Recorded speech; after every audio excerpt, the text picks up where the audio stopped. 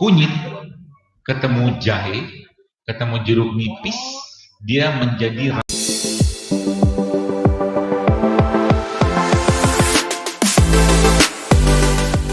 matinya hati seseorang itu gara-gara apa?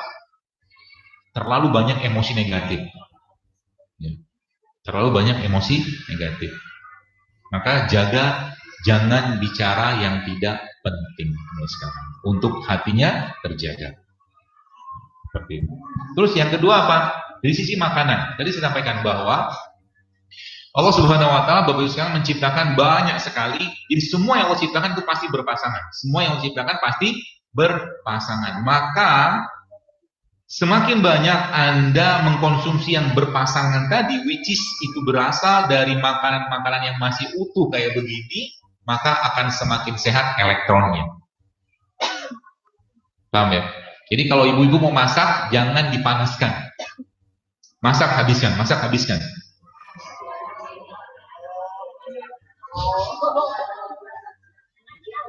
Jangan diangetin.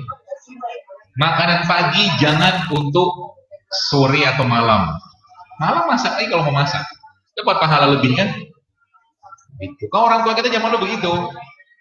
Masak sedikit aja, nggak usah banyak-banyak, habiskan, selesai. Nggak usah banyak-banyak makan. Ya. Kenapa? Karena memang living enzyme-nya, kalau Bapak Ibu atau Anda lihat di depan itu ada tulisan living enzyme, itu hanya didapatkan dari makanan-makanan yang masih fresh seperti ini. Ya. Living enzyme-nya. Sedangkan living enzyme itu apa? Atau mungkin enzim seperti itu kita perlukan untuk apa? Untuk sebagai bahan bakar atau bahan bakunya gen. Baik, saya cerita sedikit. Gennya kita itu bahan baku utamanya namanya apa?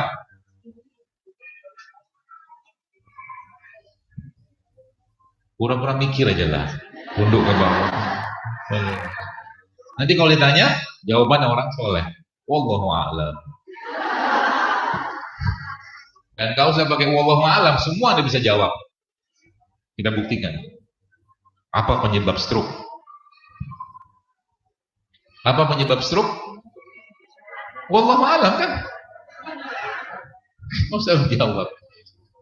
Apa penyebab darah tinggi? Wallahu a'lam. Kalau Anda ujian, soalnya ada 50, Insya Allah yang dicontoh ini. Baik, jadi tumbuhan-tumbuhan ibu sekalian, ya, dia diberikan Allah tenaga, dia diberikan Allah prebiotik. Jadi dalam sayuran kayak begini, ada bayam. Dalam mereka ini ada prebiotik, makanya kita tuh bersyukur banget gitu kan. Bersyukur kenapa? Pertama kita tinggal di Indonesia, gampang banget makan kayak beginian. Ya, kalau Anda yang mungkin pernah keluar negeri seperti Amerika gitu kan, di sana kan mereka they don't eat food anymore, they eat food like substance. Mereka makan makanan apa? Makanan kayak makanan gitu, makan makanan kayak makanan, tapi bukan manggil makanan gitu. Ya, jadi dari mereka inilah gennya kita nanti akan dipasangkan kembali. Yang missing tadi dulu, yang kita kenal dengan radikal scavenger. Jadi mereka ini nanti mensuplai elektron. Apalagi kalau kita menggunakan 3 tumbuhan ini.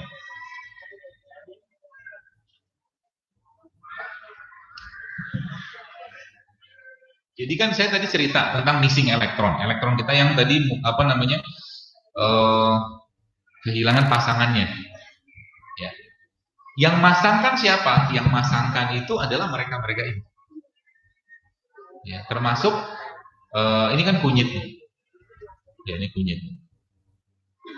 Kunyit ketemu jahe, ketemu jeruk nipis, dia menjadi radikal scavenger yang paling baik. Ya, kunyit ketemu jahe, ketemu jeruk nipis, dia jadikan radikal scavenger. Terus pertanyaannya, dokter, kami kan nggak bisa kasih jamu begini ke anak-anak kan gitu. Caranya gimana? Jadikan dia makanan.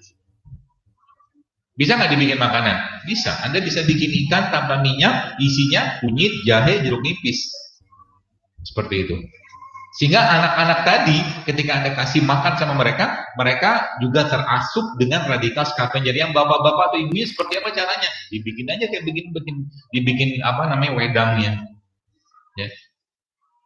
3 komposisi ini ya, kalau bapak ibu mulai rutinkan buat Anda dan nanti buat di rumah mulai dipakai gitu kan, atau mungkin dimasukkan dalam makanan, itu akan banyak menjadi elektron supplier bagi badan kita.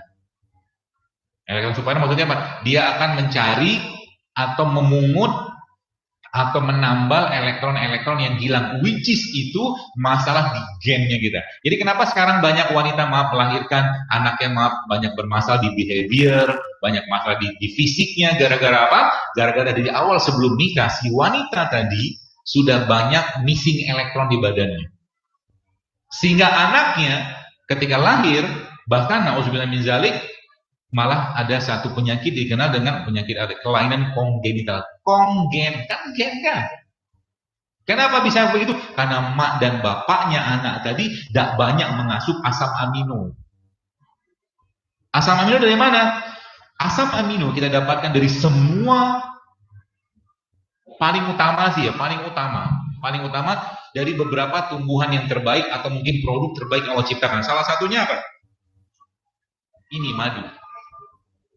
Salah satunya madu. Madu adalah asupan terbaiknya anak di rumah.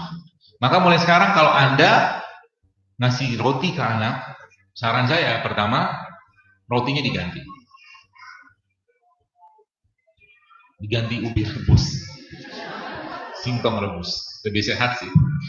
Serius. Singkong rebusnya dikasih madu. Enak Pak? Enak. Kalau enggak, Anda belinya roti gandum. Roti gandum jangan pakai selai, pakainya madu. Tetap sehat kan? Ada seratnya, ada asam aminonya, ada vitaminnya, ada mineralnya. Atau kalau enggak, rotinya, Bu Anggi nggak beliin saya roti. Maka saya nggak bisa demoin. Rotinya Pak Bu,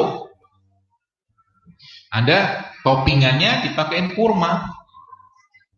Kurma ada iris-iris kecil-kecil diletakkan di atas di roti tadi, sudah jadi makanan sehat. Gampang kan? Gampang. Kata kuncinya Pak, semakin banyak asam amino yang terasup di anak atau kita, maka akan semakin aman gennya kita. Dan produk asam amino paling baik ada pada produknya lebah.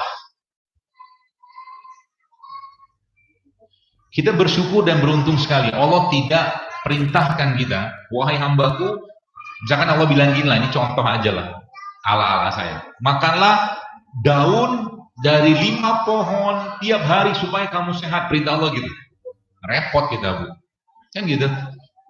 Supaya kamu bisa menjalankan perintah atau apa namanya, tetap badannya sehat, makalah daun ini misalkan gitu.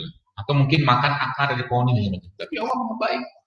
Apa yang Allah suruh? Allah perintahkan tentaranya untuk mengambil sari-sarinya, maka jadilah namanya lebah madu.